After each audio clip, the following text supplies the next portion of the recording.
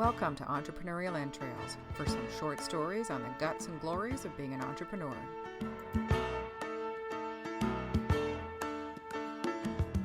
Short people got no reason. Short people got no reason.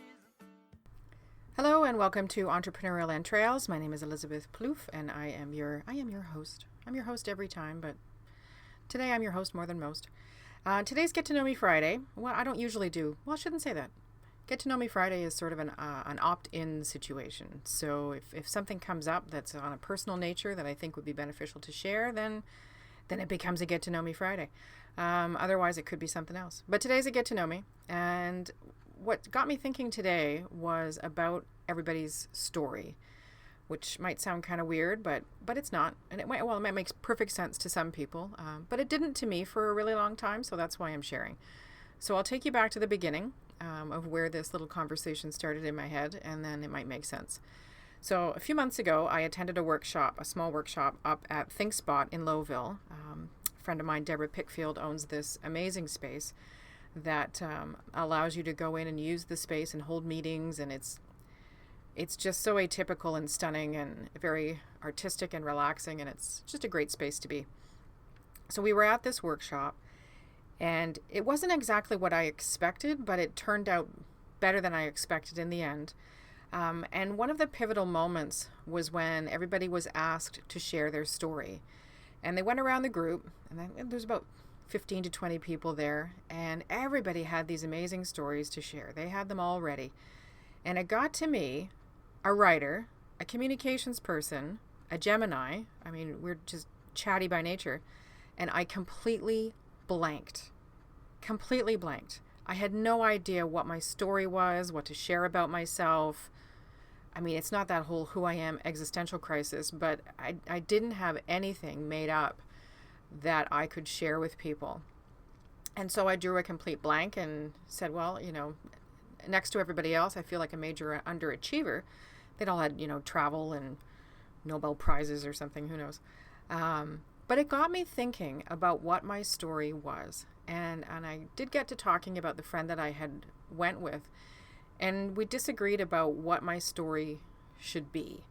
And I'm so glad we did in the end. At the time, I was honestly a bit ticked about it because it had nothing to do with her having the conversation with me about my story, but more that I didn't know what it was.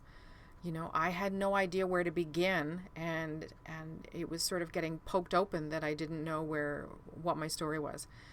But it really got me thinking. And I'll be honest with you, it took me about 2 months to figure out what my story was. And I was working with a coach at the time, Mike Edwards, fantastic guy. And he offers coaching in a variety of ways. Because he's out in the Kitchener-Waterloo area, we communicate by phone. And he worked with me over about a month and a half, 2 months, to the point where I had an aha moment of what my story is. And so my story is that I'm a teacher. And I've been a formal teacher. I've been an informal teacher. But looking back over the course of my life, I can remember being back in, kindergarten, grade 1. And always being the one to be asked to come to the front of the room, and always being the one to put in charge of the groups and, come up and talk to people, and, could you go and teach so-and-so how to do something? And it's just always gone that way. And it was such a relief. It was such a relief to sit there and have that moment that I had to call Mike and say, I found my story. It only took me until I was 45 to find my story. But the amazing thing about having now found my story, or it's 46, don't want to lie, is that it has influenced every aspect of my life. It has made talking about myself so much easier. It is going to be so easy the next time to share a story that, doesn't involve the bad things that have happened in my life, which was my go-to for a while because I didn't think anything else was hugely interesting. So the point of me sharing this today is that if you're out networking, if you're talking about your business, if you're in a conversation and you're meeting people and you're not sure what to say about yourself, maybe it's time to stop and think about your story. Maybe it's time to stop and evaluate who you are, what you stand for, and what that means as far as your story goes. So it's not that I walk up to people and say, hey, so by the way, I'm a teacher. But when people ask what drives me or what motivates me, it is teaching. I get the biggest jazz out of sitting down with somebody and explaining things, and I'll keep going until they get it, because who knows how they need to hear it in order to get it. And that's my job to find out.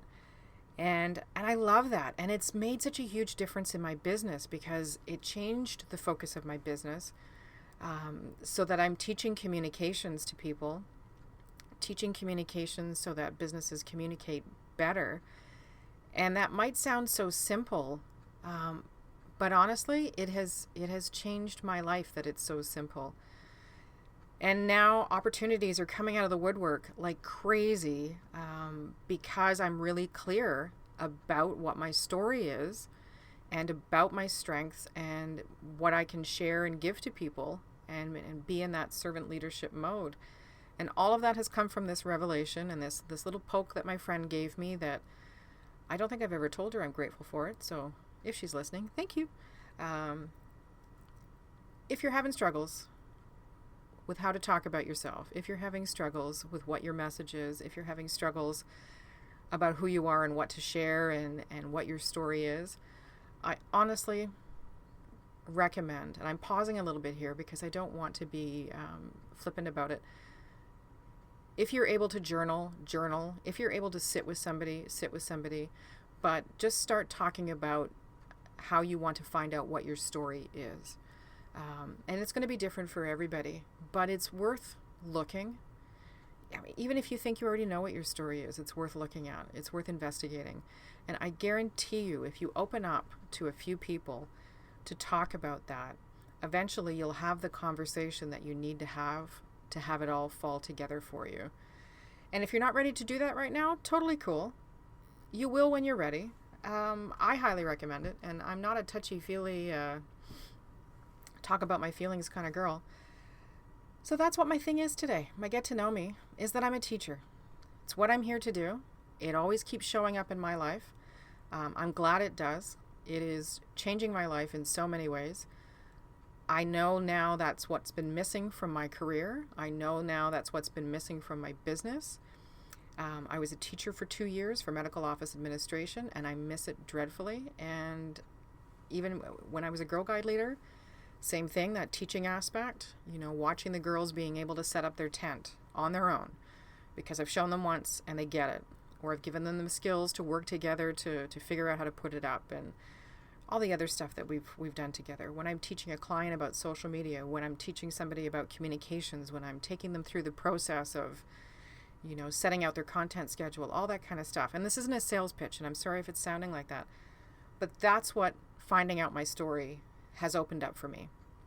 So from me to you, perfect time over Christmas, because hopefully everybody's relaxing and not having the stereotypical stress monster Christmas situation. But, if you're able to carve out some quiet time for yourself, and maybe that could be a gift to yourself, I'd love to hear if you figure out what your story is. I'd love to hear, the points that end up coming up for you and what that opens up for you. So that's it for me. That's my get to know me for today.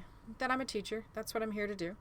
And as always, just know that you have the guts and glories to make your own story ironic. I don't think so. And if I don't talk to you before Christmas, or you don't hear from me before Christmas, Merry Christmas, or Happy Holidays, or Happy Kwanzaa, or Happy Hanukkah, or whatever it is that you celebrate or don't celebrate. I hope you have a nice December. We'll talk to you soon. Bye-bye.